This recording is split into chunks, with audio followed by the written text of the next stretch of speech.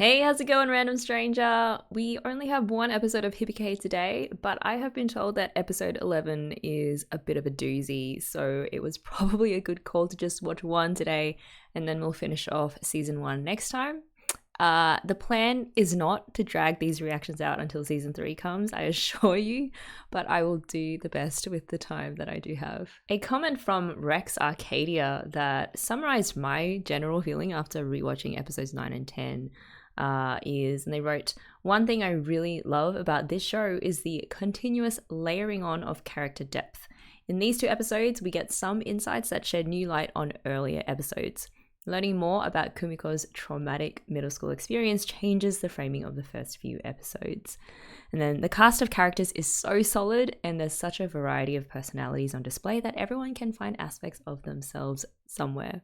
Yeah, I too, when watching Hibike, find myself traveling back to previous episodes armed with this new knowledge and thinking about how what we know now changes what we saw earlier. And the other thing is the relatability of most of, if not all, the characters. For example, I was glad to see some Yuuko fans come out of the woodworks and comment on why she acted the way she did, which we'll talk about later. And though Yuuko is not the character that I relate most to, my reaction to her, or my thoughts now at least with regards to her, are not overly negative at all. I may disagree with her choices, but I also understand them because they're rooted very much in human nature and impulses. And it's the same with Reina or Asuka, like for me. Some of what they do and say is extreme, but because on some level I see myself in them, I can't hate or judge them too harshly. And I think that is just a sign of incredible character writing. So we started episode 9 with everyone practicing really hard so that their section won't be the one to drag the rest of the band down. And this serious attitude of wanting to do well at the competition, I think, will become important later on when Taki allows for second auditions to happen. I loved that we got to see more of the base family dynamics. The seniors were giving tips to their core highs, but also kind of giving credit where it's due. Asuka's comment about Kumiko's sound being a lot juicier, obviously because of her night with Reina on the mountain and how inspiring that was for her. That was a very musician thing to say. Like, it's not a weird Asuka thing, it's just a weird musician thing. We're always talking about sound that you can just eat up, especially when someone has a really nice tonal quality to their playing. And you can have 2 people play exactly the same notes, but the timbre and the tone and the texture of those notes immediately tells you which is the better player. So that's what I think Michi Sensei 2 was referring to when she indirectly gives Taki the idea to hold second public or open auditions, because, as she said, music can't lie. And the kids will be forced to recognize who out of Kaori or Reina is the superior player and who will give them the best chance at winning. And that was actually, it was an excellent point made by Bias that made me appreciate the merits of voting on who the soloist should be, even though in real life I really don't think it would work. That if even after hearing that Reina is clearly better, they still vote for Kaori, then it would disprove their commitment to winning gold. Because as Babias put it, Taki is forcing the students to reaffirm their commitment to success by having to choose either to vote by popularity or by the objective quality of the music that they hear. I found a new bias in that episode, and that was Asuka yelling at her bass underlings for being weak. Some of you may disagree, Asuka has a big head, on that we can agree. But in this context, I don't mind, because musically she has the credentials to call out sloppy playing. And you'll understand, like, if you've trained intensely at anything that involves a coach or a mentor or a teacher and demands really high standards of performance, you need that person to tell you straight up that you've not got your head in the game. And of course, there is a line that teachers should never cross, but I don't think Asuka's antics have ever crossed that line into actual emotional abuse. So Asuka sent Midori out of the room using some shitty excuse about her music stand and genuinely wanted to know if there's anything that she should be concerned about with her. But fascinatingly, as soon as she finds out Midori is upset over Hazuki's, rejection at the Agata festival, she loses that concern immediately because it has nothing to do with music. Unlike with Hazuki, where Asuka very enthusiastically stepped in to help her overcome that beginner's struggle with the very steep learning curve, in Midori's case, Asuka has a care factor of a big fat 0. And the contrast is really stark. Like, Midori felt responsible because she encouraged Hazuki to pursue shuichi, and it is affecting her music playing because she's so upset at her role in that. Whereas Asuka's the type to roll her eyes at something like that even having any influence on your music, especially with Midori, who is incredibly talented. Asuka probably takes even more offense since it's like Midori isn't living up to the talent that she was given for something as stupid as that, in her view. Her line, "I don't have time to put up with kids who can't practice because they have issues," was said in such a tired and leaden way that it scared even Goto. I'm going to bring in a comment from Sunday Trousers.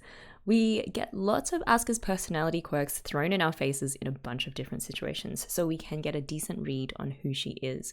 Other people, though, like Shuichi, whose only interaction with Asuka is sitting behind her in band, I can absolutely see how she can be sort of a standoffish enigma that most people wouldn't want to deal with in their day-to-day. Asuka has this very open and whimsically fun personality towards music, and the second anything gets in the way of the music, she turns cold and biting. Yeah, biting is a good word to use there. And I can see that being a bit unlikable if you only get to see those two sides of someone from a distance. Agreed. I think it's not that Asuka's incapable of empathy. When she really cares about something or someone, she's there for you. But I wonder whether that something or someone must be connected to music in some way. And is she even capable of sustaining friendships that aren't connected? For example, I was thinking, in terms of her friendship with Kaori and Haruka, does she care about them as people? Or is it because they're intricately connected to her as fellow musicians? Like when Kaori lost the soloist part to Reina, Asuka clearly didn't care from the band's perspective, but it was harder to tell whether that not caring extended to her not caring how upset Kaori was. And same with Haruka. Asuka clearly doesn't care enough to help Haruka deal with the stress of the simmering tensions in the band, but also maybe she has enough confidence in Haruka's ability to deal with it on her own as captain. So it's kind of hard to tell. So I totally get why people dislike or are ambivalent towards Asuka. I still think that because I personally do like her, and part of that is because if Asuka was a pure asshole, I don't think she'd keep the kinds of friends that she has kept, namely Haruka and Kaori. Those two have hearts of gold, and they also clearly admire Asuka and want to be friends with her.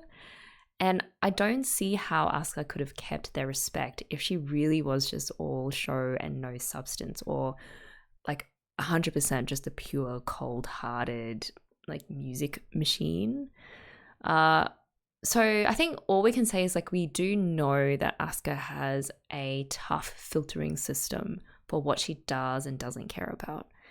Having said that, she could also probably work on how she expresses herself, or at least try and be more understanding of how not everyone can be like her when it comes to razor sharp focus on music and music performance. The way Hazuki and Midori solve problems is so cute. Hazuki is a real baller, taking things in stride and just moving on and taking what she's experienced and learning from it and even comforting Midori in return. Meanwhile, Kumiko's just thinking about Reina because Hazuki was talking about getting that push from someone to try something that they wouldn't have on their own or would have taken a lot longer to do. For Kumiko, that's Reina pushing her to care about fulfilling her potential as a youth player and getting somewhere with her music. And that change in Kumiko, funnily enough, was noticed in these episodes by two of the most talented people in the band, Asuka and Midori. And Kumiko explicitly pinpoints the reason for this change in her as being moved by that night on the mountain and seeing Reina, quote, trying to move forward as she fought these inexplicable feelings.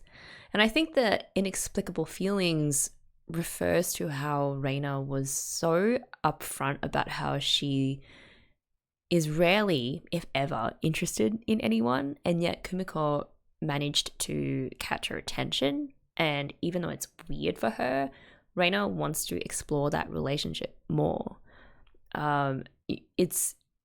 She wants to open up to that one person who might actually understand her very singular personality and her drive to be special and who won't judge her for that.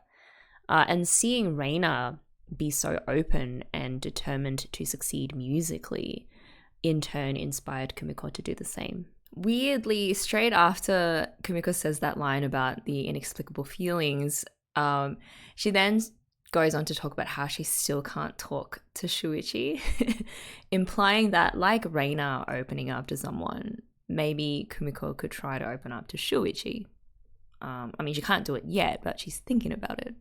And I can't tell if Hibike is trying to set Kumiko up with Shuichi, even as they continue to fan the Kumiko-Reina chemistry. But luckily, romance is not the main focus of this show. I much prefer when Shuichi and Kumiko aren't being awkward around each other and are just paying each other out. And even if the Shuichi Kumiko pairing does become canon, it hopefully, fingers crossed, won't be front and center to the plot, or it'll just happen off screen so I don't have to watch it. The conversation on the train ride home with Hazuki and Kumiko was also really revealing.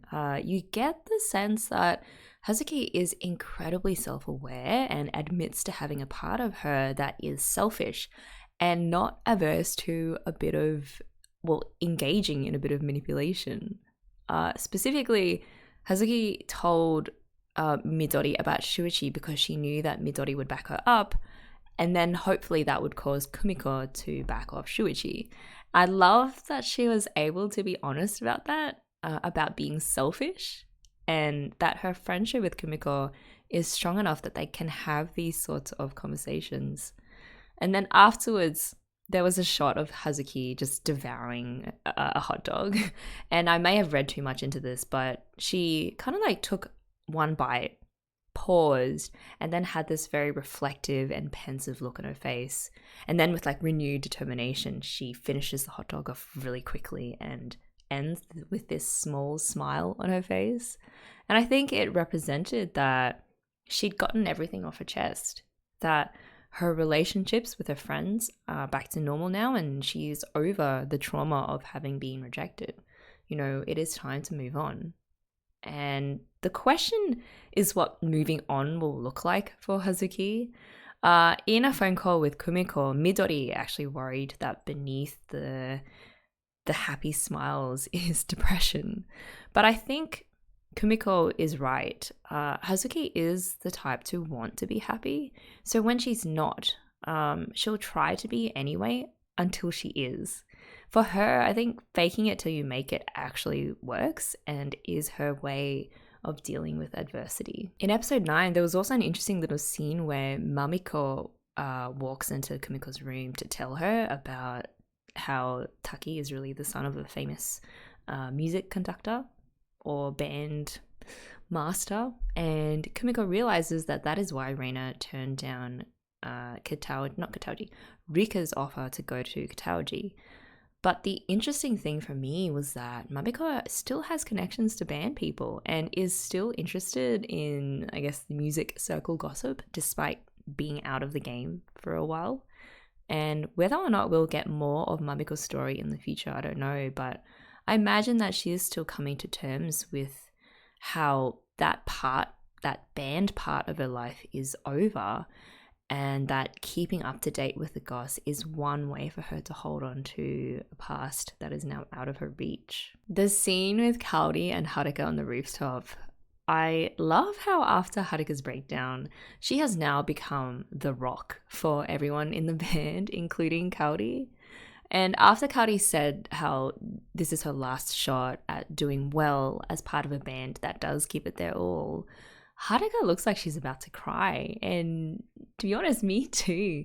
Like, the understanding and support these girls give each other is so touching, and it just brings back a lot of memories, because you need those people if you're going to survive being a musician. There's also an interesting turn of phrase that Kaori used. She said, ever since last year, I'd been hoping I'd play well enough that there wouldn't be any more fighting. I think she meant that she wanted to play well as a way to pull the band together and inspire them to try hard. Although I don't know if one person becoming great at playing, even someone as popular as Kaori, would have made a difference to what was a very widespread attitude of complacency. But then she says, but I'm a third year now, suggesting that there is a part of her who wants to play well, not for selfless reasons like motivating the band or keeping the band together, but for selfish ones. Even though being selfish might cause conflict, because there is now a talented first year, Reina, challenging her for that same soloist spot that she wants. And I liked seeing the side of Kaori that admits to having ambitions of her own that aren't entirely altruistic, because that makes her more real and more relatable. The rivalry between Reina and Kaori is not due to them trying to outshine the other. It's just down to the simple reality that there's only one solo trumpet part. Reina's doing what she has always done since the beginning of time. Like, she's setting out to be the best. And Kaori is going all out because it is her last chance. She'll get to do that in high school. The way that Kaori gripped her trumpet harder after bumping into Reina and, being friendly was great. Had Reina not chosen to go to Kitauji, Kaori would have been a shoo-in for that solo part. But now that Reina's here, Kaori has a much stronger incentive to practice harder, because Taki's policy of not favouring third years means that solo spot is no longer guaranteed to go to her. And Kaori really isn't the type to be bitter over that either. She kind of just accepts it and ups her game, which is like the healthy way to deal with competition. Sadly, I think it was everyone else around them who created the unnecessary additional drama and awful rumors, which then fed into Kaori's own doubts, because she is, after all, human. So when I said that I think she had accepted the fact that Reina is here now, that also doesn't mean that she isn't struggling with her internal emotions of what could have been if Reina wasn't here. And we'll talk more about that when we get to the next episode. First, auditions. So on the morning of the auditions, Kumiko discovered Natsuki practicing and realizes, like, duh, that everyone, including Natsuki, wants in on the competition badly. And the way Natsuki kind of like swiped at her water bottle to pick it up, and the sweat drops on her skin, all of that showed real determination. That whole arc of starting from Natsuki not seeming to care, to practicing really hard on her own, to then not making it past auditions was so well done. I also loved how they portrayed the aftermath of all that. One, it made you love Natsuki even more for her just keep moving forward kind of attitude. And two, it portrayed the reality that sometimes giving it your all isn't enough. And I really hope Natsuki continues to be part of the main story, even though it seems like her arc is done, because I love her a lot. It was also a great choice to tie Natsuki's arc to Kumiko, who had to relive the horrible experience of when she supposedly took a spot away from another senpai back in her first year of middle school. And in the flashback, you see a younger, innocent Kumiko posing next to that senpai. So they were clearly good friends. And the girl even potentially had helped Kumiko with her youth playing. But then their relationship suddenly turned toxic because of the outcome of auditions and because the senpai couldn't accept the fact that Kumiko was the objectively better player. And it was both sad and wrong of that senpai to have expressed her disappointment by putting the blame onto Kumiko. The way that she accused Kumiko of mocking her, even though Kumiko clearly was not, is one way I think that people who are really hurting turn the heat onto others. And often they'll make someone else the bad guy because that is the seemingly easier option compared to accepting that you just weren't as good. But not only does blaming someone else hurt other people, it also doesn't make you feel better either. And nor does it help you in the long run to become a better musician. To show the depths of this girl's rage and unreasonableness, they showed her kicking out at Kumiko's euphonium and just kind of causing it to topple over on the desk. I was shocked at that. You know, every musician knows never even to think about touching someone else's instrument. It is so disrespectful. It really is like an extension of yourself, which is why I get it when Kumiko feels pain whenever her euphonium gets knocked. Instruments are also bloody expensive to replace or repair. So while I understood her senpai's disappointment, it is never an excuse to do that to anyone. This shot of her like yelling at Kumiko from behind was a very potent symbol, I thought, of how this specter of her senpai has been haunting Kumiko ever since and really shaped her choices in the years following. Kumiko has had a few traumatic experiences follow her around, actually. Before, we only knew about how Kumiko had taken Reina's outburst to heart, but this falling out of being blamed for causing a friend to miss out on a competition was probably the more traumatic one. And knowing now about Kumiko's terrible experience explained three things in my mind. One, it explained why Kumiko was the way she was at the start of the season. Like what Rex Arcadia said in their comment, you know, she hadn't always been blasé about music. Rather, she had suffered being wrongly held responsible for ruining someone else's life by being better at them at the youth, which naturally caused her to question whether it had been worth it. Because when she put in effort and did well in music, she ended up losing a respected friend and being guilt-tripped and having her youth tapped. So her response was to do the opposite. If you don't care so much and you don't do as well, then you don't have to risk being targeted by people who think you're showing off or who can't handle being bested, especially when there are limited competition spots at stake. So this episode was like getting to see the emotional and mental iceberg beneath Kumiko's seeming passiveness. And that is just the magic of Kyoani narrative at work. 2, the flashback explained why Kumiko was so fearful when Natsuki didn't make it past auditions, but she did. And why she was so scared of how friendly Natsuki was being and felt like it was a trap. It was because she didn't want a repeat experience of a senpai just losing it and blaming it on her. And Kumiko clearly did blame herself, which made it even more precious that Natsuki reached out to her to make clear that what happened wasn't Kumiko's fault, that she got the spot on her own merits and she doesn't have to apologize to anyone for it. And I couldn't love Natsuki any more than I already do. Like, she knew Kumiko was beating herself up over the audition, which is why she insisted on getting Kumiko out to clear the air, and also why she so brazenly brought up the topic to just get it out of the way once and for all. Even when Kumiko mistakenly said things that, you know, are meant to be compliments but are actually quite condescending because they're obviously not true, Natsuki just took it.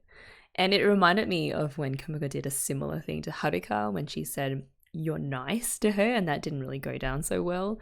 But here, Natsuki is just cool. She knows what's up and she knows where she's at personally.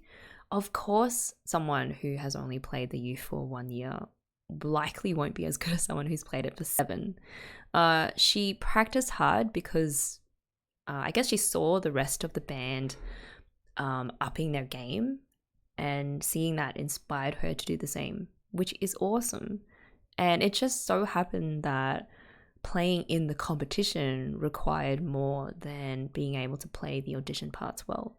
You also need like the technical ability to play the rest of the song or the songs, which is why I think Taki tested Natsuki on some of the other parts and why she didn't make it. The fact that Natsuki was so cool with that shows her maturity, and also that this is not the end for her. The message that she wrote on Kumiko's sheet music, just based on the kanji, I think said something like, "You'll definitely get gold and let's play together again next year." So she's not going anywhere. She's grateful Taki gave her honest feedback and that Kumiko got her part purely because of her ability, and that all of that has motivated her to keep on going with her youth playing. That's a win for her.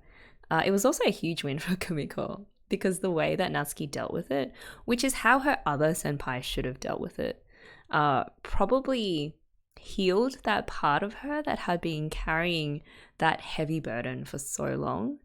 And that is why Kumiko burst into tears. Natsuki helped her realize that she should do her best and not worry about how others react to her doing well for herself. It is not her job to shield others from the disappointment that comes sometimes in the world of competitive music. So Natsuki, just like an A+++ senpai and all-round cool person. The third and final thing I think Kumiko's past explained is why Kumiko is so fascinated by Reina. Reina is now in a similar position. She didn't take Kaori's competition spot, but she did get the solo parts instead. But her response was entirely different to Kumiko's. Reina is not capable of being guilt-tripped in the same way that Kumiko was. And for Kumiko, seeing how strongly and unapologetically Reina fights to be special, regardless of how others see her, was just the thing to pull Kumiko out of her mental block. For example, in the scene prior to the audition starting, when Kumiko is like wavering on her resolve to do her best, she immediately bumped into Reina, who amazingly, though unsurprisingly, gets what kind of mind space Kumiko is in and then promptly shook her out of it. Okay, by now we're used to these feet shots, but I'm still taken by how much they convey because you can't see the rest of their bodies. You're inferring what's happening by the way that the legs are moving and the sound effects, which makes the shot more intense because the visual gaps end up highlighting the emotional interactions. And in this shot, Reina stepped right up into Kumiko's face. Like from the legs, you can tell they're really close to each other.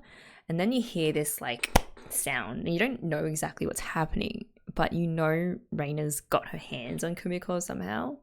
Crucially, Kumiko's step back told us that Reina used like a decent amount of force, and not just physically, but it's like she slammed into Kumiko's self-doubt and is helping her to get a grip. And sure enough, that's what's happening. Reina sensed Kumiko wanting to hold back or being unsure of whether she should let her full talent go for whatever reason, and Reina was stopping her from that by giving Kumiko all the reason that she needs to do her best. And the reason is because that is exactly what Reina is going to be doing. This is soulmate level stuff. Having that one person who can, just by your look or your body language or your vibes, can tell exactly what it is you're contemplating on doing or doubting, and then steps in to pull you back into the game. That person who gives you the confidence you need to do what is right or in your rights to do. So Reina, she assured Kumiko of her right to be as talented as she can be. No apologies. Like, it's sad, yes, that some people won't make it past auditions, but that should never be a burden on any individual person. It's just how the world works. And this scene kind of made me wonder if Reina knew about Kumiko's past experience of her senpai blaming her. Because if she did, maybe that's why she was able to read Kumiko's expression so well. The ending shots for this scene were so good as well. Reina made Kumiko promise to do her best, and you see Kumiko's response in her hands, her legs, and then in the sound effects. Again, we don't see her actually plant her hands onto Reina's face, even though that's what's happening, but you do see Kumiko step forward again, and this time Reina being the one pushed back. And I loved that visual back and forth between them. It's significant also because up until this point, the dynamics of their relationship have been largely Reina being the one to constantly surprise or like push Kumiko forward, with Kumiko being the more passive one who's dragged by Reina along this path towards rediscovering her passion for her music and by extension for life. However, in this very intimate scene, you sense their relationship has become more balanced. After the mountain, it's like they've found an emotional anchor in each other. Kumiko is just as important to Reina in terms of providing motivation or reminding her of the reason of why they put so much effort and emotional investment into their music. And in episode 10, the next one, Reina depends on Kumiko to ground her, to reassure her that she's not wrong, to stick to her guns for that solo part. And that is a beautiful thing.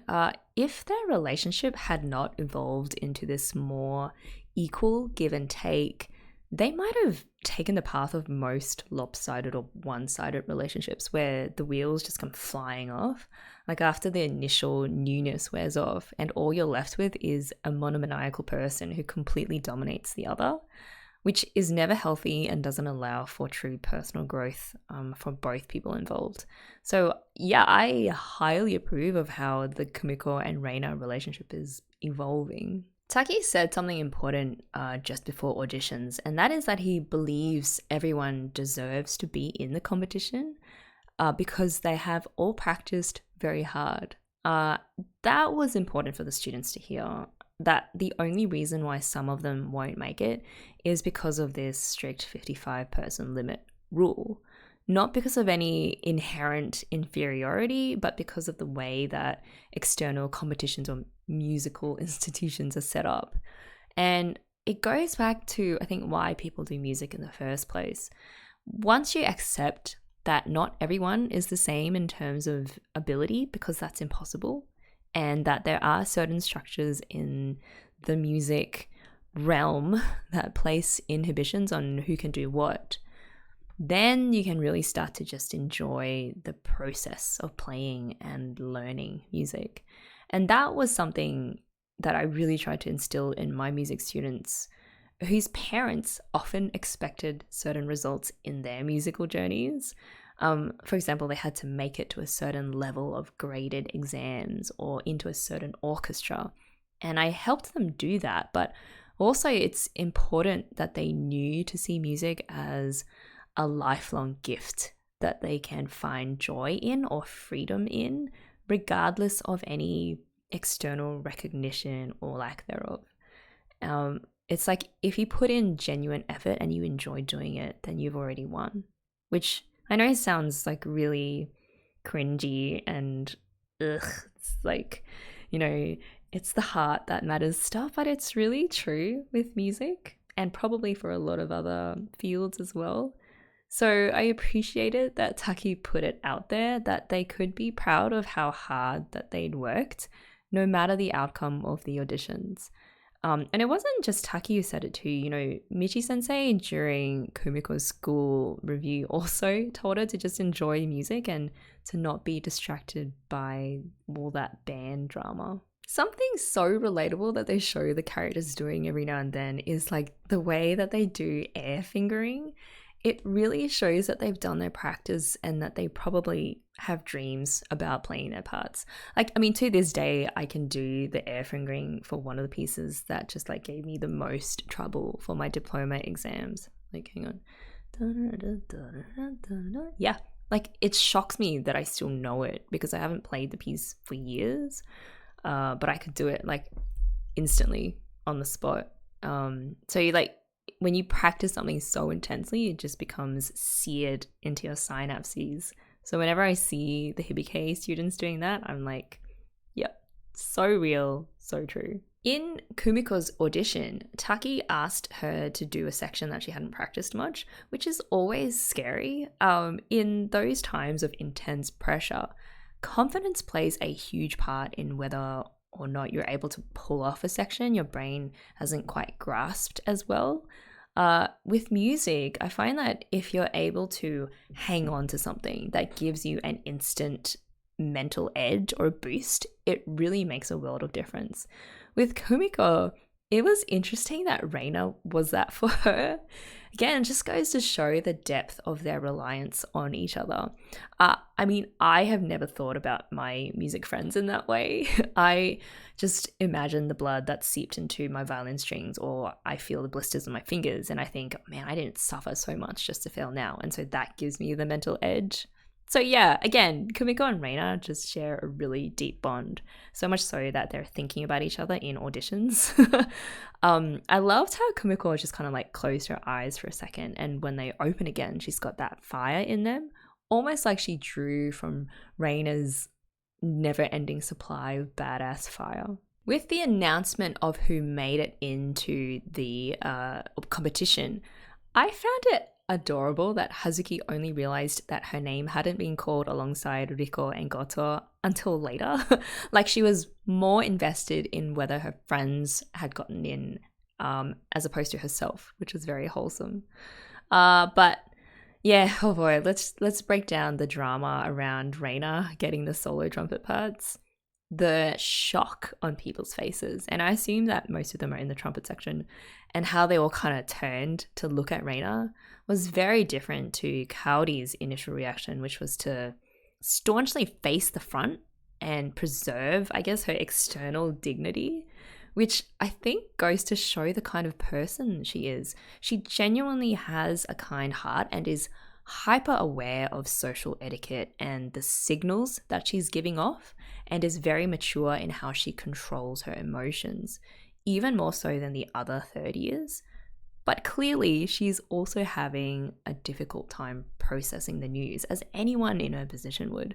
She wanted not only to make it into the competition, but to be the soloist. And I don't know, actually, maybe it wasn't until Michi-sensei announced that Reina was going to be the soloist that Kaori even knew how badly she wanted that. So when we get to episode 10 and the rumors just start flying everywhere, it brought up a lot of things for Kaori to have to reckon with.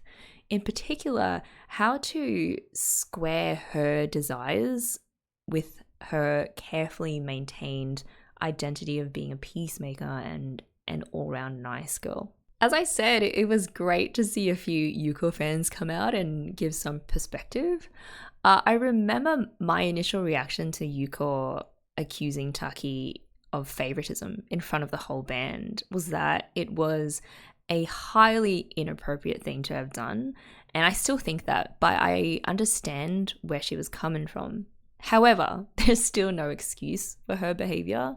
To me, she was engaging in an unhealthy form of white knighting, in the sense that she felt an overwhelming sense of injustice on Kaori's behalf, which, yes, was based on like a very real and very unfortunate set of circumstances for Kaori, but also based on some false rumors as well, and just wrongly blasted her incomplete understanding of what was happening in a very public setting, thereby subjecting Taki, Reina, and Kaori to some seriously undeserved unpleasantness and unwarranted confrontation, and then forcing them to fix or deal with a situation that wasn't even their fault. Before Yuuko's outburst, she'd talked to Kaori about it to try and convince her of this conspiracy theory that Taki had been unfair and played favorites because of his family's connection to Reina's. But Kaori made it clear that she doesn't buy that delusion and that she has already come to terms with it. And that should have been a clear sign for Yuuko to drop it. Or not drop it, at least not cause a scene like that. Note though that when Kaori said she'd come to terms with it, I don't think she had. Like, it felt like something she just said to, one, placate Yuuko's outrage. She knew that Yuuko doesn't have a complete picture of what's going on and is likely being influenced by other people's baseless rumors. And two, she also knows Yuuko doesn't have the emotional maturity to think about this in a rational way. So it is better to try and contain her anger by not giving her any more fuel in the form of admitting that she is having a hard time processing that Reina got the solo parts and she didn't.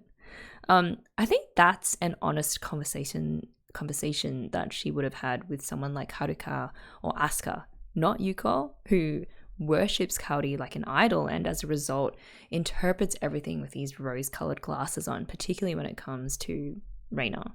And three, I think Kaori knew that if she gave off any whiff of being unhappy about the situation, that it would only cause Yuuko to try and fix it, and in doing so make things even worse, potentially even causing another split in the band. And that also puts their chances of gold at risk, because on some level, Kaori is always thinking about the bigger picture.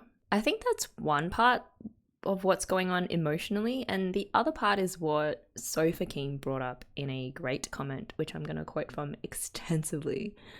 So remember that prior to this year, auditions were based on a seniority system. Kaori's past 2 years in band, she hadn't gotten even a 1% chance to play solo because she had at least 1 year of seniors above her. It's got to be extra scathing to think about that, especially if you're as good as Kaori. I can only imagine thoughts like, oh, if only Taki sensei had come to our school last year, I could have had my chance. Or on a more negative side, if Taki sensei didn't come at all, I'd have my solo part right now. Those are the thoughts that are running through her head. I imagine for someone as dedicated as Kaori, she would have preferred to have had a legitimate shot last year rather than throw away another year just to automatically get her solo like some consolation prize. But I'm sure we've all had dark thoughts that run contrary to our normal feelings when we're depressed or even just emotionally unstable like Kaori must be right now. Yes, that is exactly my thoughts. And then they kept going. And in the above scenario, Yuuko's caustic defense of Kaori kind of makes more sense. She's looked up to Kaori for the past year and has probably chafed at how the band, under whatever previous instructor they had, gave Kaori no room to shine since she wasn't a senior yet.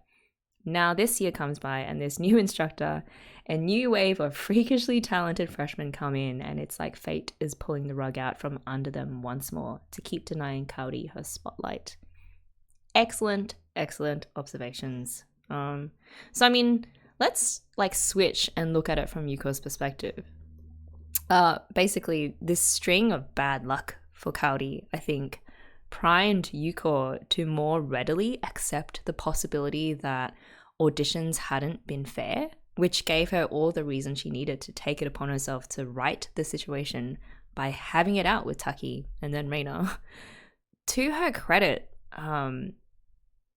she knew Kaori is the type to think of the bigger picture and not cause a scene, despite being extremely disappointed at losing her shot at being the soloist in a competition. So knowing that Kaori is like that, Yuuko blew things up for her. And rightly or wrongly, at least we know that it doesn't come from a place of maliciousness. Ironically, when Yuuko yelled out for Kaori to not give up on her dream, I think she was potentially expressing a deeply felt emotion that Kaori did have. Of course Kaori wants to be the soloist. she'd worked so hard and was, until Reina arrived on the scene, the pick for that part. I mean, kind of like Sofa King said, just suddenly this wave of super talented first years are just overtaken the scene, you know? But now, like, because of that and because of the change in instructor and all of that, Kaori had to adjust to that dream of hers shattering. However, Kaori also knew that there was no justifiable way to change how the chips fell. I think deep down she knew Reina won the solo part fair and square, despite what the others were saying. So I think Yuuko was actually helping express out loud what Yuuko, I mean, not Yuuko was helping express out loud what Kaori herself could have been expressing if she wasn't so intent on maintaining her calm and team playing persona, which is good. Like, in a competitive environment, it is okay to express disappointment in a healthy way without flinging shit at your competitors. Unfortunately, I think Yuuko ended up doing the latter on Kaori's behalf by confronting Taki with the rumors of him favoring Reina, and as a result did not respect Kaori's space to deal with it in her own way. I think the relationship Kaori has with Yuuko is like someone with a self-appointed, loyal to a fault bodyguard. And if you think about it culturally too, it is so far out of bounds for Japanese people or Asians in general, really, to publicly confront someone like that, especially if you're a student accusing an authority figure like a teacher. And there's likely a fascinating backstory as to why Yuuko is like that with Kaori, but as of now, though I understand her behavior, and of course all the comments from the Yuuko fans helped too, I don't think you could say that what she did was okay because it was just her standing up for Kaori. It is never okay to publicly accuse someone of something you don't have the facts straight for. It's also usually not the best choice to white knight for someone so publicly if they don't want you to. I just think Yuuko needed to do a bit of growing up, which, you know, we are watching a show about angsty teenagers and most of the characters need to grow up in one way or another. So that's completely normal. Here's another view from Gaparigo. Yuuko stirred up shit and made Kaori uncomfortable, yes, but honestly it is the best that could have happened. Kaori is too selfless for her own good. She was just going to keep it all in and regret it forever. Now with the open auditions and a second try, she may be able to get closure there. Yeah, I do take that point. I think it was just one of those things where even though the outcome turned out positive, like it did force Taki to address the discontent by airing out the dirty laundry, so to speak, instead of having it fester in secret conversations. Regardless of all that, like I still think it doesn't justify how Yuuko went about things. She could have, for example, confronted Taki about this privately first, made him aware that people in the band were saying these nasty things and then see what he'd do. And if she didn't trust him in the first place to do the right thing, take it to Michi-sensei, who, as we saw, was the one who nudged Taki towards the idea for open auditions. Also, she was there during the auditions, so she would have known like the standard between Kaori and Reina. So Yuuko could have gotten her perspective too. And then if nothing happened, she could have done what Haruka did at the end and openly discuss it in a respectful way. Instead, as we've already talked about before, she subjected Taki and by extension Reina to almost like a public shaming, which neither of them deserved, and forced Kaori to make a stop, which would have been traumatic in its own way. Also, it is no one's business who Taki knows personally. Like neither Taki nor Reina owe anyone any explanation as to their personal connections. So once Yuuko lets fly, it just kickstarts this cascade of events. Reina does the Reina thing where she states very matter-of-factly that she is a better player than Kaori, and she's not wrong, but it doesn't help de-escalate the situation and triggers Yuuko even further. At this point, for Yuuko, it doesn't matter if Reina's right. Like, on top of the rumors, to her, Reina's attitude just sucks because she's not humble and she doesn't pull any punches. which Yuuko takes as a personal insult to Kaori, even though Reina is like that with everyone. Yuuko, she can't separate her personal feelings about Reina and Kaori from their respective merits as trumpet players. Whereas, I mean, I don't think Reina did anything wrong per se in that scene. Like, she was just roped into a serious public accusation that had no basis in fact. So her brash response was understandable to me. Also, I personally find it refreshing when musicians are frank about their abilities.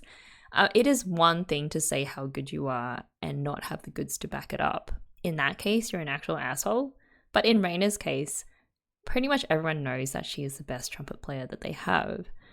Whether or not she expresses herself in a socially acceptable or in a kind manner is another issue, but should really be irrelevant to who deserves the solo part.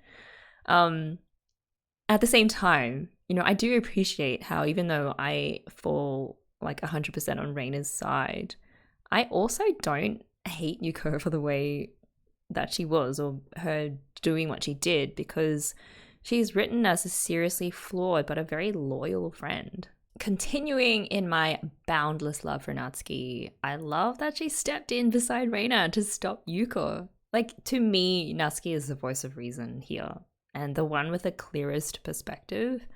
If Natsuki tells you to stop, you should stop because you're doing something wrong. And then the build up to Kaori like screaming at Yuuko or everyone to stop was intense. Like, I liked that quick zoom out they did afterwards because it emphasized that everyone had been yelling at each other while the person at the center of the conflict had been silenced or remained silent. The dialogue that fascinated me most was when Reina directed her line, like, if you're going to complain, do it when you've surpassed me. She directed that line at Kaori, not Yuuko or not anyone else. And I have a couple possible interpretations of that just like tumbling around in my mind. One of them, which I ruled out, is that Reina mistakenly thought that all this antagonism and rumors had been started and spread by Kaori. But instinctively, I don't think that's the case. Like, Reina, though she may not be the most socially adept or doesn't care about being so, she does have a depth of perception when it comes to reading people. It's like when she read Kumiko wordlessly and understood the turmoil she was going through. It's also just common knowledge, I think, that Kaori isn't that kind of toxic person. The way that Reina said the line wasn't outraged or angry either. It was just matter of fact. Unlike her previous statement of, you know why I was chosen, which was directed at Yuuko and said in an irritated way, this statement of like, don't complain until you've surpassed me was a much calmer statement about objective skill, which is why I think the second possible reading is more likely. And that is that Reina sensed that Kaori, though outwardly she objected to Yuuko's outburst, that deep down, Kaori was thinking the things that Yuuko was yelling at Reina for. Perhaps Reina saw the part of Kaori that does think that there had potentially been an unfair audition process, that Reina should be more considerate of how this is her last chance, and that maybe she should have let Kaori take the solo parts. It's like Reina was speaking to that hidden, selfish part of Kaori that Kaori would never verbalize, but is nonetheless still there because Kaori is human. So I felt like that line was Reina cutting through the layers of social etiquette and addressing Kaori musician to musician in the super blunt way that is her style. At the end of the day, like, whether Kaori is or is not thinking the things Yuuko had said out loud, it is evident to Reina that Kaori is upset, and she's addressing that, like that, her being upset. And what she's saying to Kaori is, don't get upset, get even. Between you and me, the only standard that matters is our respective musical abilities. Forget the bullshit people around us are stirring up, forget that you're a senior and this was your last chance to be a soloist as a high schooler. This is so much bigger than that. It's about being the best you can be and working on yourself until you can say that you're better than me. Maybe you failed this time and maybe it'll take you years until you are better. Maybe you'll never be better than me. But until you are, don't be mad. And then later, Asuka all but confirmed that it's not that Kaori had an issue with the audition or felt that Reina shouldn't have got the solo. It's that she couldn't accept herself for not succeeding.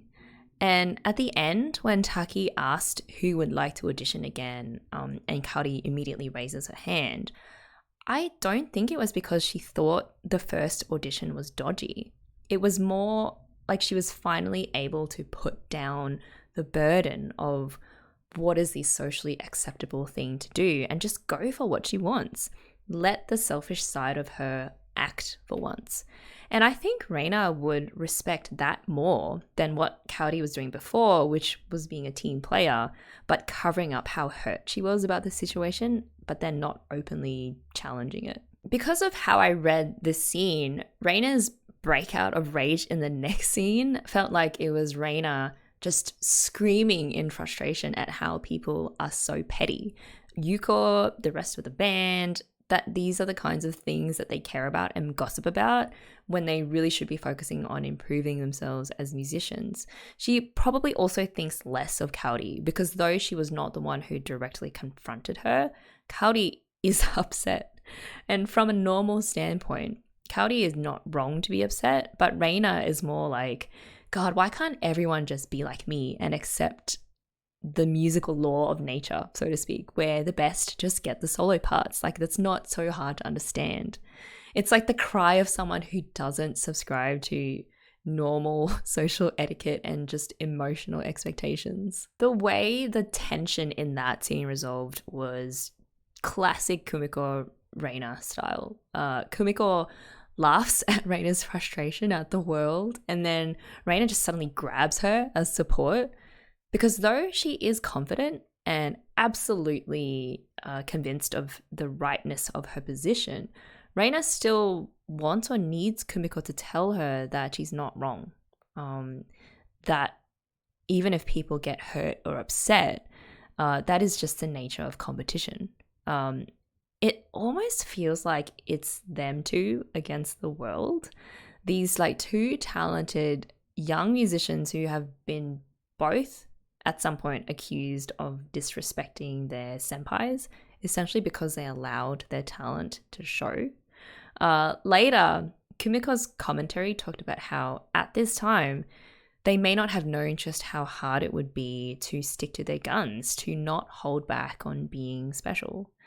I'd also like to note from this shot that Reina is putting her whole weight onto Kumiko.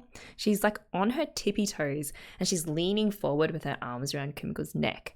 So yeah, just what another great image of what we've already talked about before, this mutual dependence on each other now.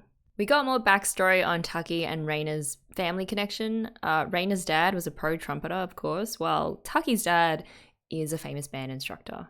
And I didn't quite know what to do with the part in the scene where Reina talks about how she feels about Taki and clarifies that it's not like, it's love, but said in the English way.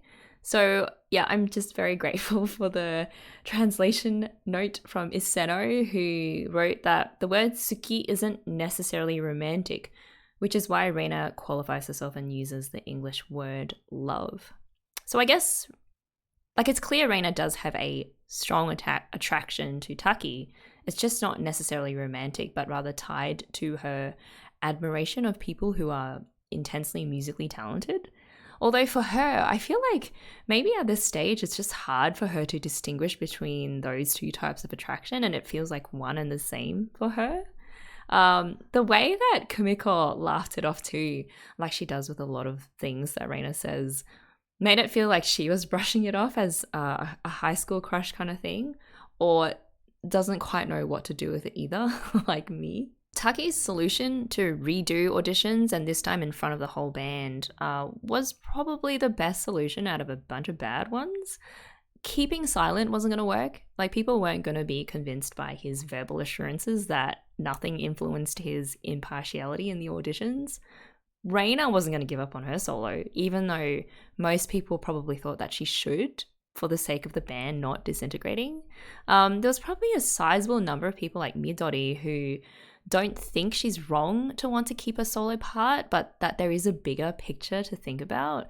And also because she is only a first year, that she has more chances in the next years. Again, if I was a band member, I'd definitely be on Reina's side and support her decision to keep the solo, because she got it, because she deserved it. Taki's own outburst, like when he yelled at the kids for taking the blankets down, that was also likely a point where he was like, what is wrong with me? Like, I can't go on like this. And then, as we said before, like, it was Michi sensei who pushed him to realize that everyone will only accept a more transparent process. We can't actually see Reina's reaction when Taki announced second auditions, as well as this new system of deciding who gets into the competition and who gets the solo part by a show of hands. But it was probably something like, I know I'll prove myself in front of the whole band, but how dumb is it that I have to placate these bunch of plebs? We do see her reaction to Kaori putting her hand up to re-audition for the solo part, and it's kind of like resigned. Like, she knows she's got no choice but to win her right to the solo again. And she's probably also reflecting on how Taki had no choice either. It's like they both had to placate the masses and their rumors and their tempers, which, as Reina screamed out, is annoying but necessary. Let's rewind a bit to before Taki's announcement to talk about what Asuka was doing during all of this. It was so cute and bold of Hazuki to assume or think that Asuka was going to help convince people to drop their shitty attitudes. We know that she's a bit different and probably just locked herself in a room again until it all blew over, leaving it to Haruka to sort out. Interestingly, the base family seemed to think that Kumiko could be the one to ask Asuka what she thinks about the whole Kaori versus Reina situation.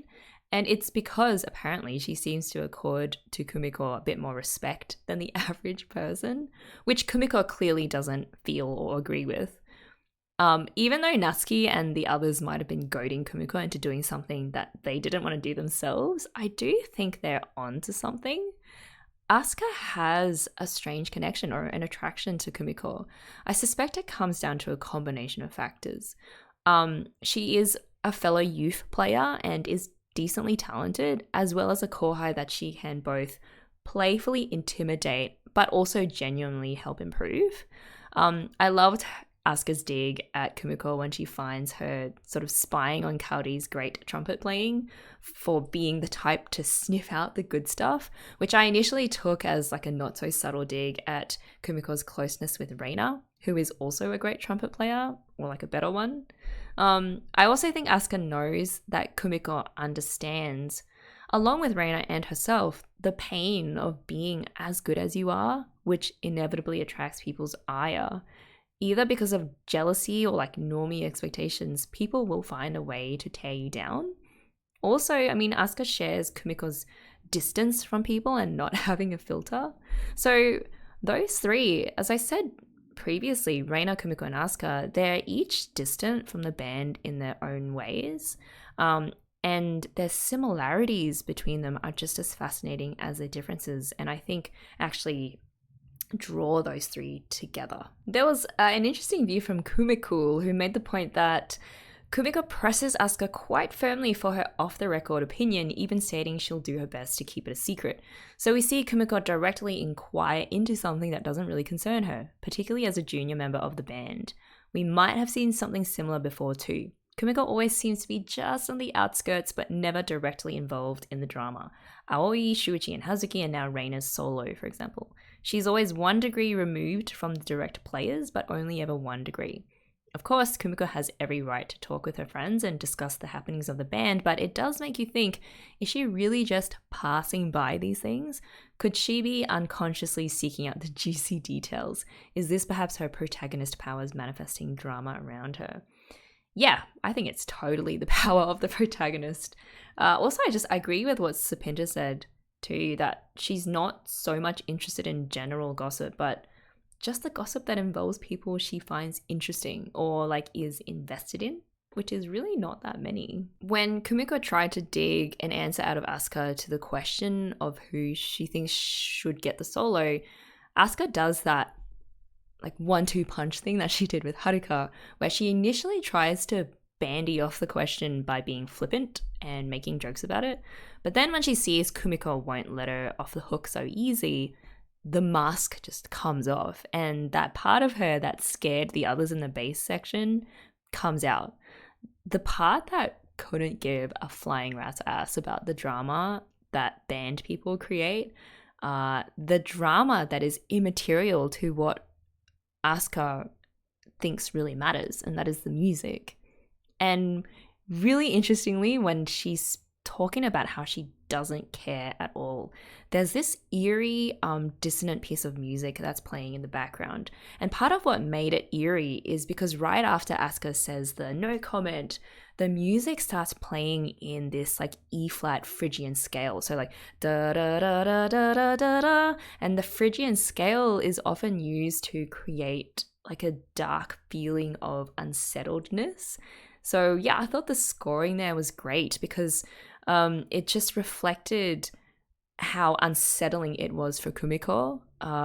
Like when Asuka gets that faraway look in her eyes and is talking about how much she doesn't care, it unsettles Kumiko, who then makes a reference to not being able to peel off Asuka's face. Unlike with Reina, where they sort of both allowed themselves to see the other for who they really are, Asuka remains stubbornly and scarily aloof, and they're not going to be the ones to see what Asuka really thinks, which makes sense because they're only first years, but also because I think at this stage, Kumiko doesn't have the capacity to truly comprehend how someone doesn't care to that extent, because obviously she cares and she can't understand how someone has zero care. Appropriately, Kumiko immediately ran into Haruka after that, right when Asuka went down to talk to Kaori. And it seems that, once again, the show is hinting that only Kaori and Haruka really know the real Asuka. And even then, they probably don't know the whole of it. They just get her in a way that others don't. And I found that sudden switch from Asuka to Haruka so jarring, which is a testament to how well the writers juxtapose those two characters. With Asuka's scene with Kumiko, there was such a sense of foreboding and like a cloak of mystery.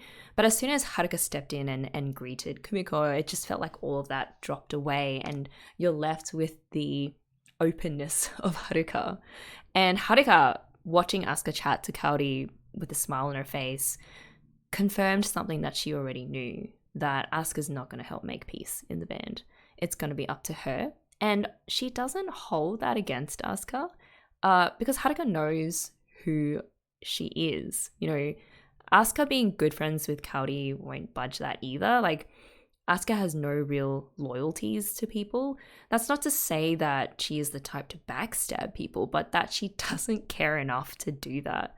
She is a true chaotic neutral. Like Natsuki, I keep loving Haruka more and more and more. In band practice, when she told that one girl to shut it before launching into a strongly worded pep talk to the band to pull themselves together and stop with the nonsense spreading of baseless rumors so that they can focus on the competition, she told them so good. The way that she holds herself now is so different to when we first saw her. When she was this timid president who kind of waited for permission to speak and was overly accommodating to the members of the band. But now she is full on assertive and can pull rank when she needs to. And well, actually, you know, interestingly, Kaori was popular enough or is popular enough that she might have also had a similar pull to be able to tell people directly to get a grip and to stop spreading rumors. But remember in that scene with Yuuko, she told Yuuko to go and tell the others to stop spreading the rumors. She didn't actually say, I'll tell them to stop, despite her leader status within the band. And I think that was just another sign that Kaori was feeling torn over the results. That while she accepted them in principle, there was a part of her that hadn't come to terms with losing to Reina yet and still wanted, as made clear by her putting her hand up, that she wanted a second shot at that solo part. Okay guys, we are all set for episode 11, in which I'm really hoping we actually get to see and hear the trumpet auditions. So if you guys are ready to sync up, let's do this in 3, 2, 1, play.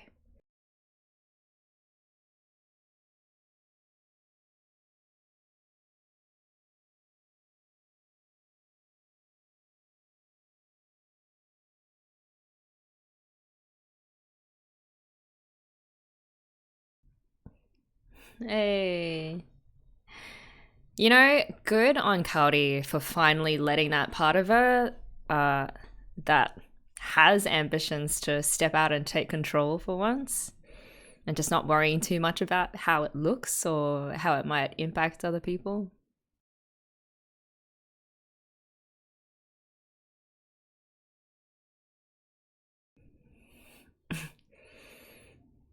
Midori is still the only double bass player, so the only competition she really has is with herself.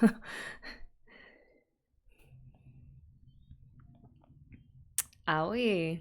I wonder when the next time we're gonna see Aoi is. That was Kaori actually looking up in the rain.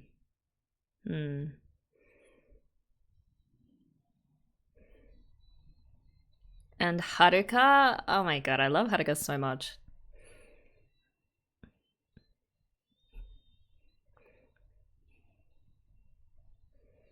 Shuichi. The shininess of those brass instruments just gives so much satisfaction. I don't even know how they got the shading right for the reflections of the brass instruments. It's amazing.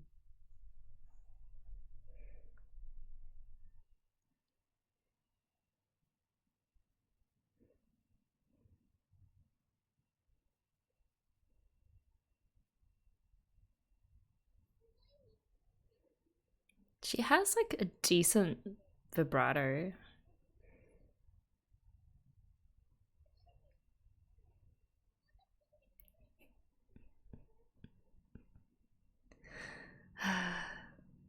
So awkward. But I guess Kaori's used to it.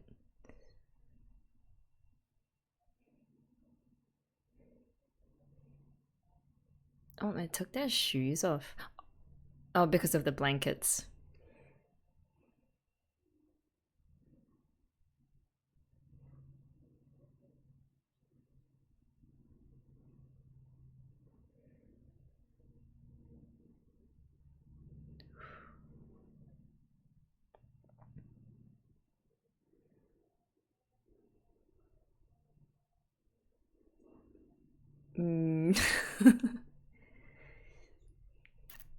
It's very unconfident playing.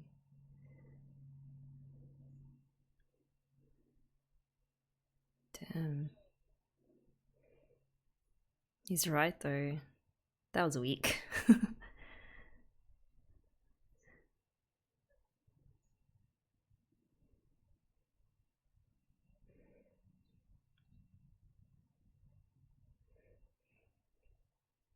Suits her personality. Suits her personality. It's the trumpet people.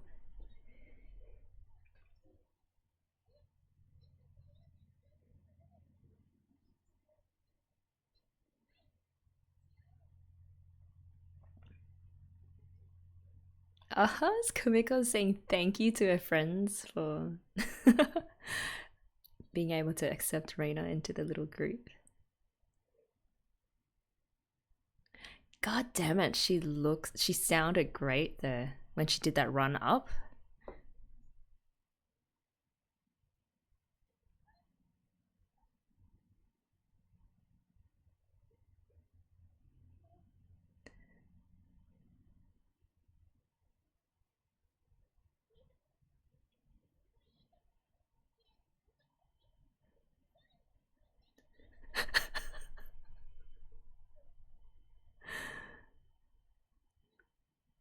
Yuuko knows. Wow, it is really obvious when you hear Reina play. I kind of already gotten that comparison already with Kaori at the beginning, and then now with Reina.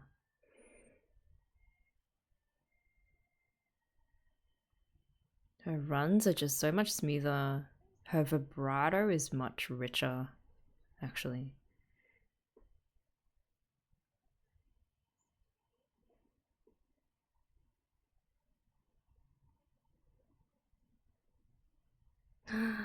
She ate with Kaori. I love that she is like not being totally ostracized.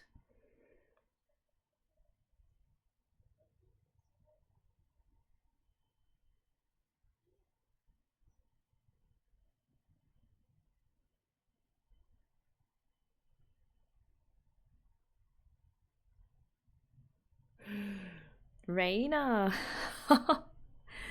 That is impressive. It's like people starting to worm their way into Reina's heart.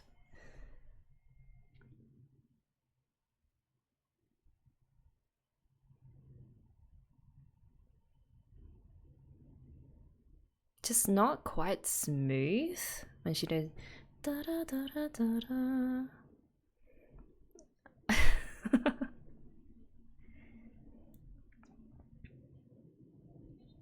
Asuka can hear it as well for sure.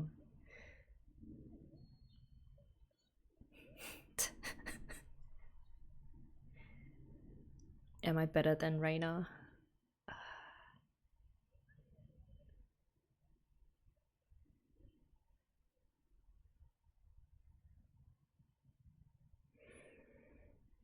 Oh, dodging. Super dodge. Just dodging left, right, and center.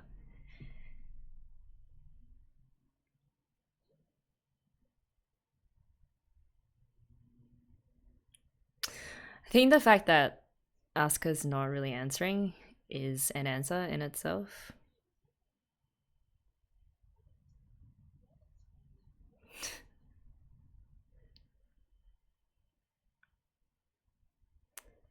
Poor Kaori. Just wants an honest answer, but she knows she'll never get it from Asuka.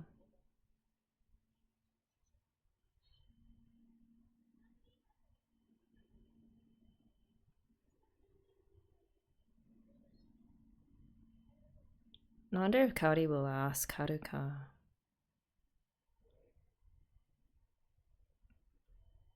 Natsuki just keeping her eye on Yuuko?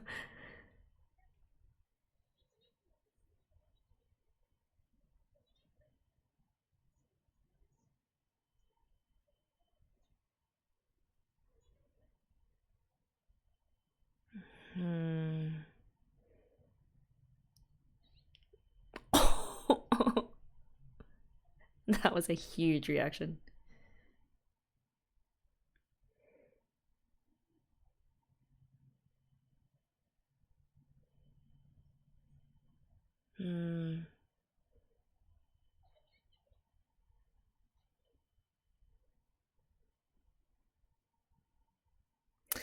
Oh, it's like everyone knows that Reina is better. It's just like, man. Natsuki just making sure that Yuko also knows that at the end of the day, it's Kaori who's gonna end up getting hurt. If it pans out as it's meant to.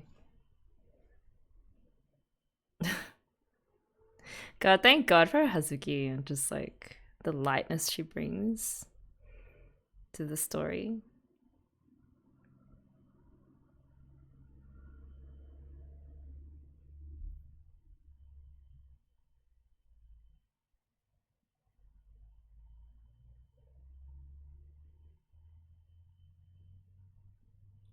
That was a strange juxtaposition of like seeing Shuichi and then being like, oh man, I want to be better. Like better than him.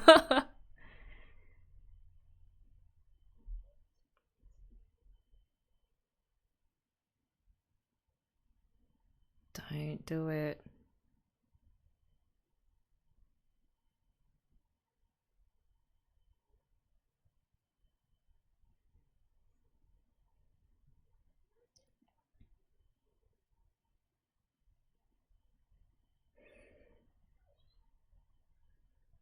Oh man.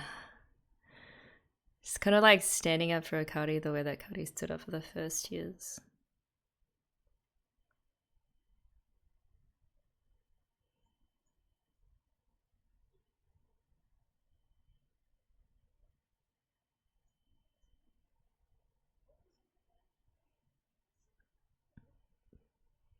True.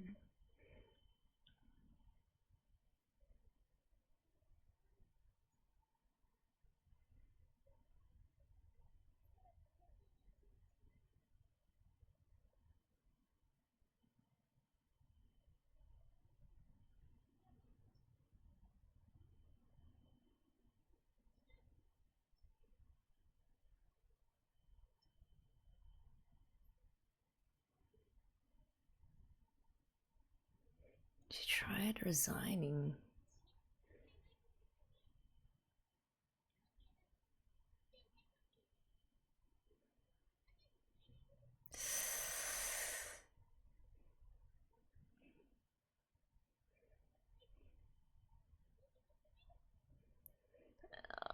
Man, you really see her point of view though.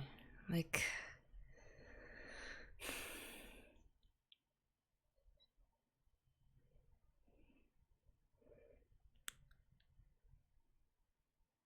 Kumiko.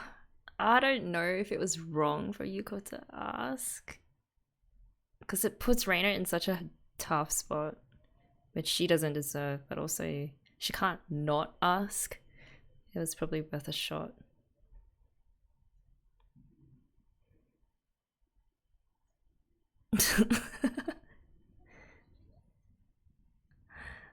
uh,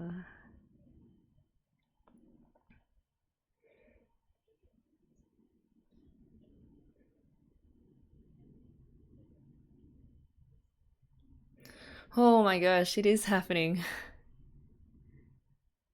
Great shot.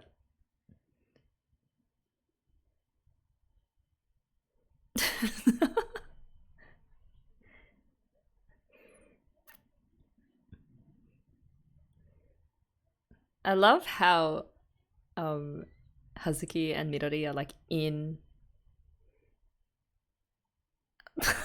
Why?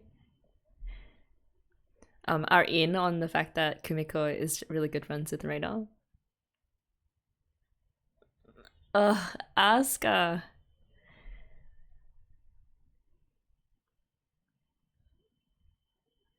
Yep, it's down to Haruka to sort things out.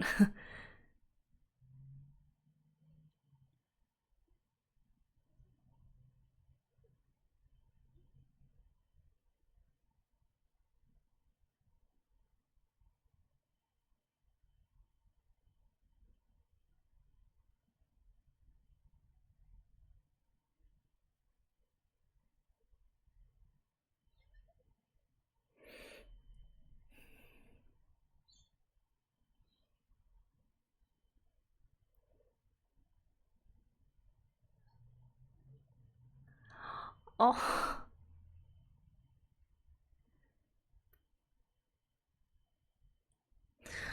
oh, Yuuko. Oh god, I love how they write the characters in the show. You just can't hate any of them.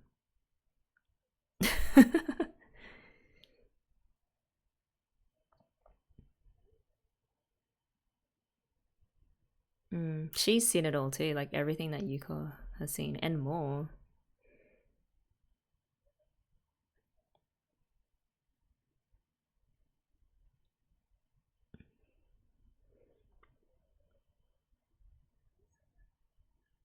Why Asuka? Yay! It's confirmed. I'll take that.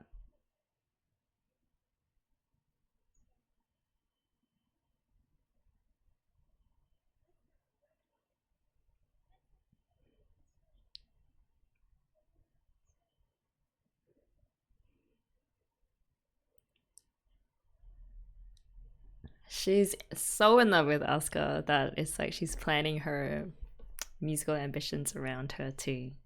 Yay!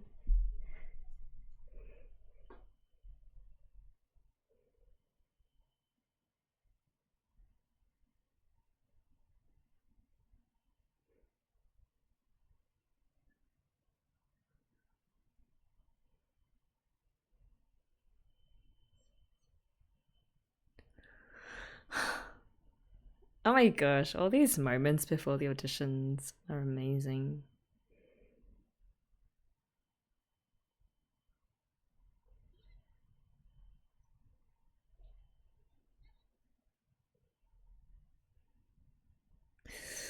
That's a rare moment of doubt in Reina.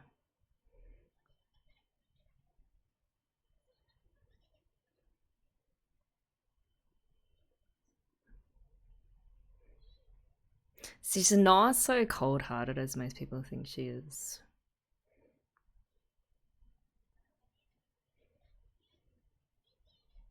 Oh, Kumiko. Just fighting this war for Reina.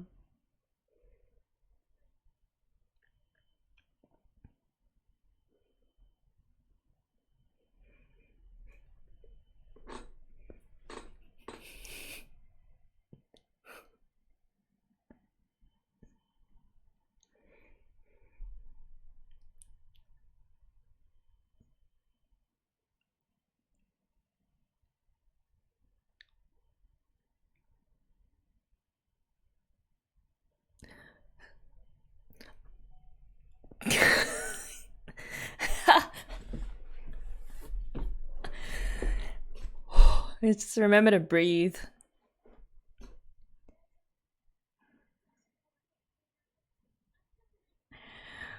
What? Just big.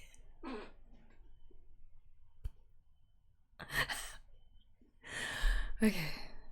Okay.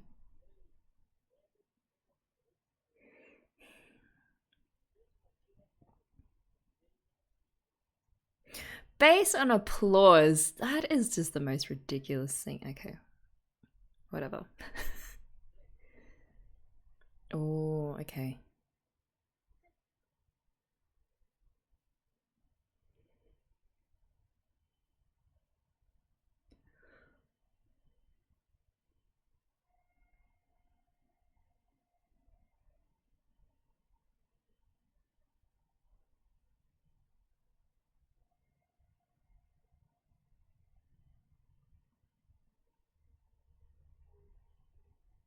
That's good. That's not bad.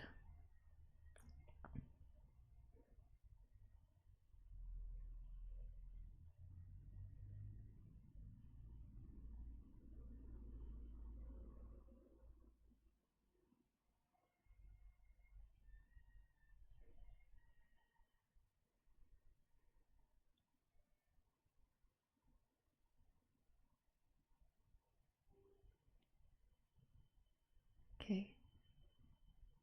That was actually pretty good.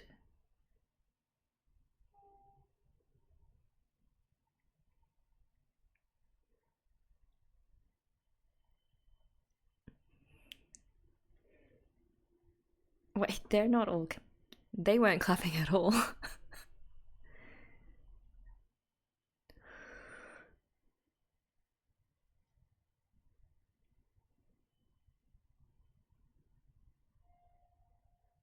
Oh, yeah.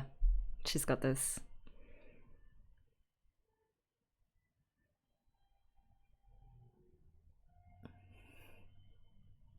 Oh, that is some great dynamics on that long held note.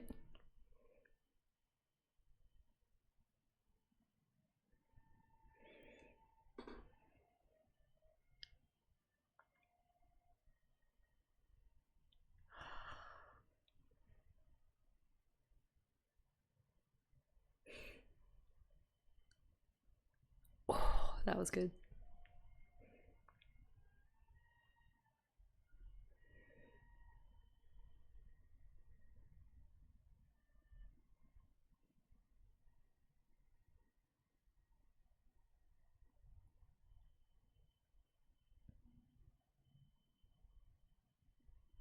She did it. She won it. It's so obvious.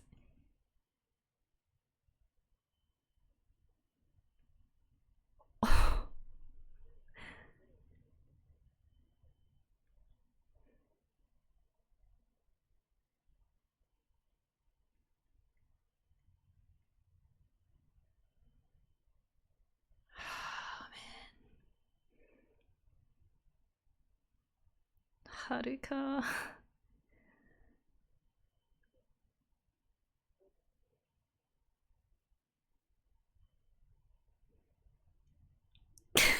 This is such an awful way to do it. God. I understand why, but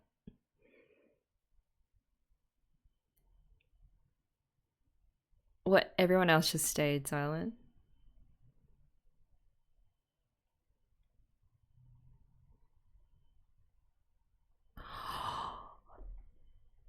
Oh, she can't. She cannot say yes. It was just so obvious. But Taki, man, Taki giving it back to her. Oh. Damn.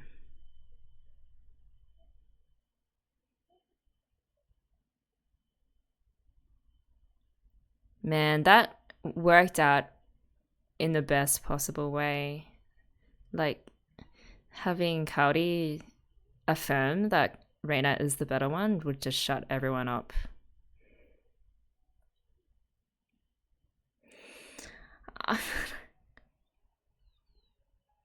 Oh, God.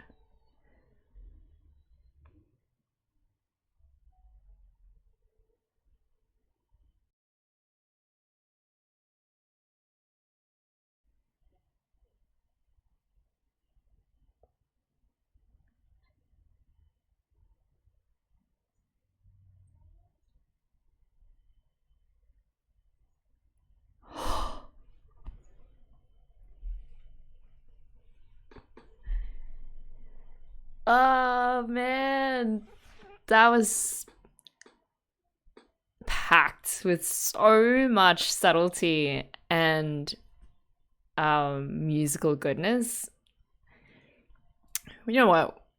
We might actually go back and rewatch the two back-to-back auditions and we can talk about why, at least to me, it was super obvious, even just from the very first note that Reina played, that she was gonna win, or she should have won this by rights. It was just actually interesting that Taki had to give it to Kaori because no one else clapped for Reina except for Kumiko and then Hazuki. So I guess by rights that, Taki had to be like, okay, well, Kaori, do you want to do it then? Since everyone else has just stayed silent. I guess what I think was happening is that everyone in that room who knew their music knew that Reina was by far the better player, but then they didn't want to give her that because they also knew how much it meant to Kaori. And so it was really down to Kaori to take the step to be like, let's go with the better player. Oh my God.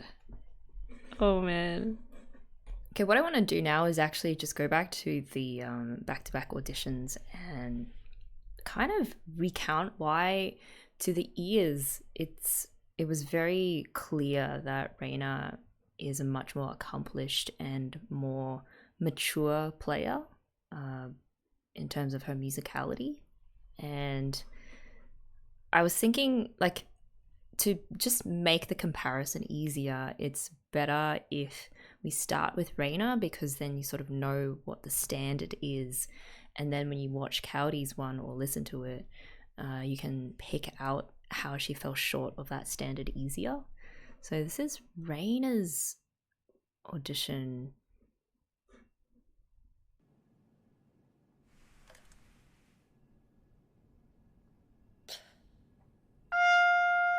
This first note, it's like the way that she does, it's like an accented note. So she goes da da da. It's instead of like, with less mature players, they will play accents as if they're like they're hammering a nail in. Whereas with Reina, it's like there's a nice swell to her accent and just a much more silky smooth interpretation of the accent. It's like da instead of da da da da da da da.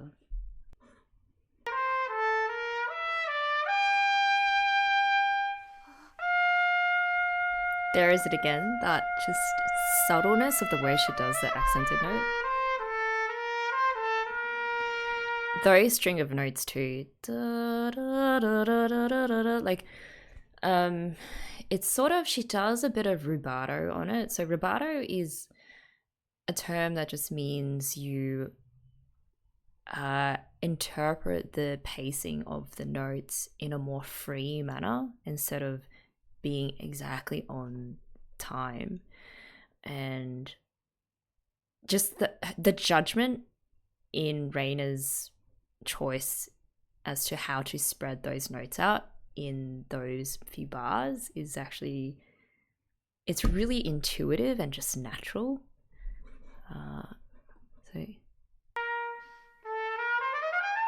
Oh, that run up, that was smooth as. She just also has a really beautiful tone.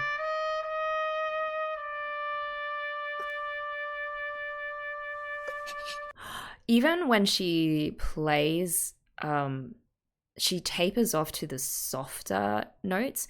So da da. She sustains that really nice tonal quality even in the softer parts, which is difficult to do. I actually, because I'm not a trumpet player or a brass player, I don't know exactly like the techniques for how you would do that. But generally, to play soft but also to sustain or to maintain a really good tone is a sign of a more advanced player.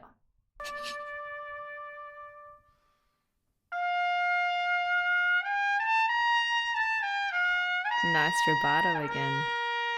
Oh, and when she goes down, da da da. When she went down to that note, the way that she slid down was also super smooth.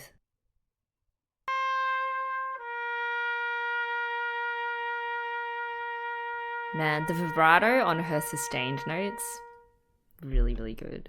So I just rewound a bit to this part where Reina plays a long phrase of music using one breath. It's quite amazing. And phrasing in music is the equivalent of how we use sentences when we speak.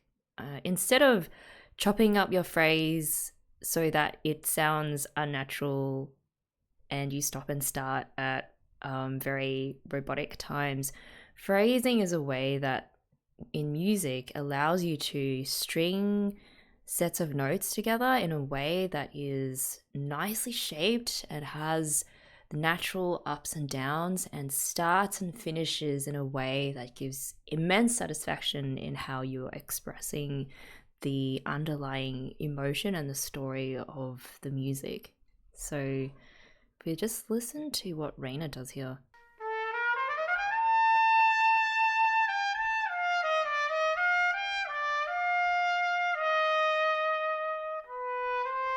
Yep. So especially da da da da da da, she doesn't end the phrase there. She actually continues on with the phrasing until the very end.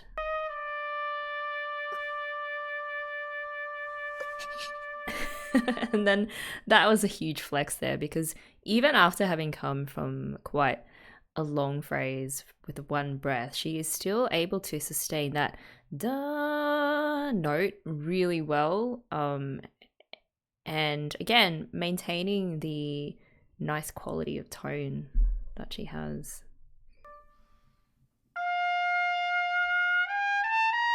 Asuka knows. It's her poker face, but she knows.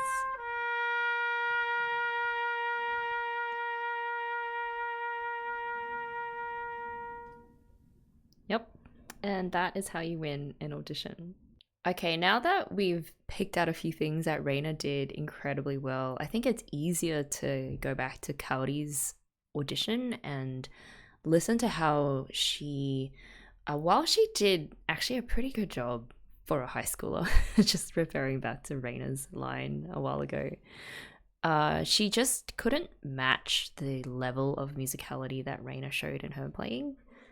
And even just from the very first note, it was clear.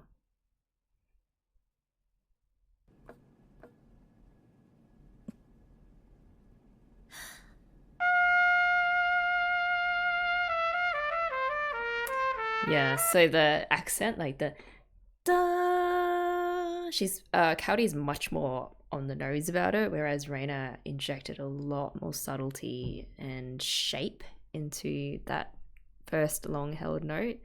And even the way that she does the set of notes after that note.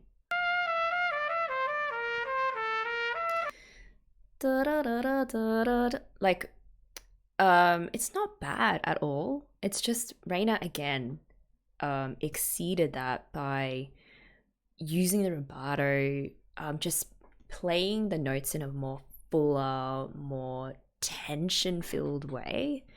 Actually, a little rant about classical music. Sometimes people think classical music is all strict structure and rules, and it's kind of is in a very narrow sense, but the real beauty of classical music is the way that you can unleash freedom of expression in spite of or because of that structure. So when you express an underlying emotion through music within structure, there is a beautiful tension that is created between the structural parameters that you are given. So things like tempo or the meter or the tonal structure. There's tension between those things and then your own expression or even your manipulation of those parameters in such a way that doesn't break the structure but actually enriches it. Ugh, that was such a nerdy rant, but that's just a really roundabout way to sort of explain why Reina's one is so much more meaty. You could just eat it up, because she does push against those parameters and push and pull and manipulate them a lot better than Kaori does.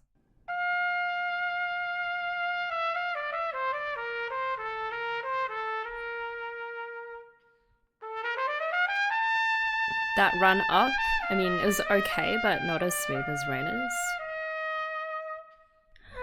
Also, that part, notice how she cut off her breath and the phrase. So she... Da, da. So let's go back a little bit.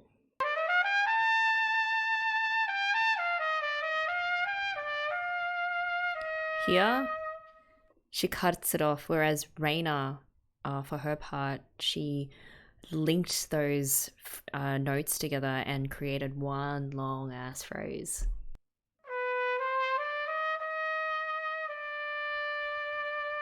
Also, I guess Kaori's vibrato is not as rich and warm as Reina's.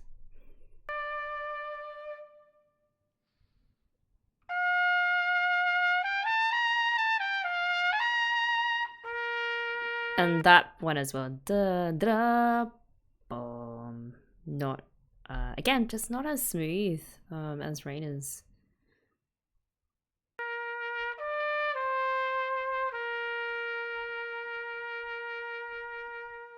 Yeah, so when it's with the sustained notes that she has compared to Reina's, they're a lot, I guess, not as well sustained. Just It just comes down to tonal quality. There's only so many words I know how to use. Like it's like rich, thick, warm. Just you want that kind of tone with these long sustained notes. There's also just one more thing with that long phrase.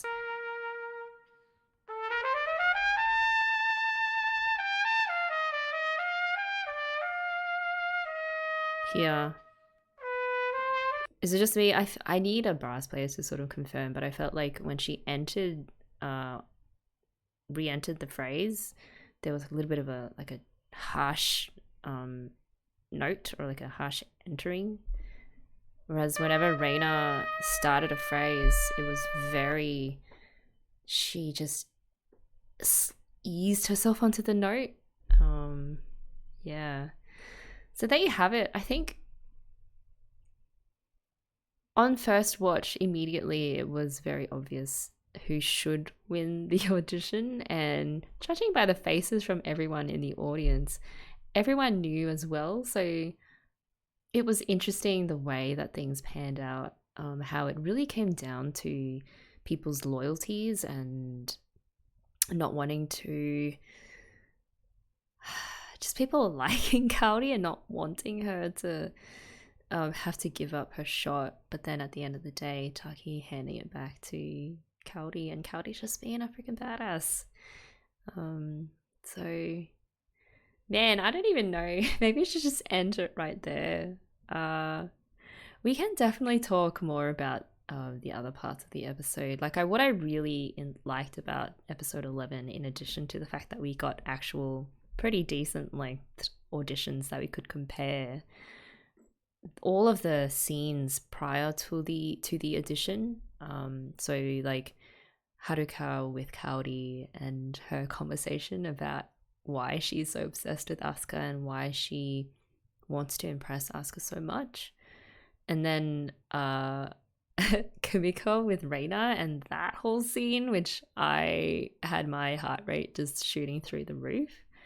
But the key thing there is the assurances at the end of the day that these talented musicians need from people who understand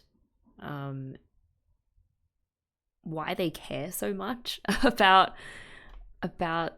this stage in their lives. Yeah, I was blown away actually by this episode, and I can't wait to rewatch it and just dig through every single tiny detail.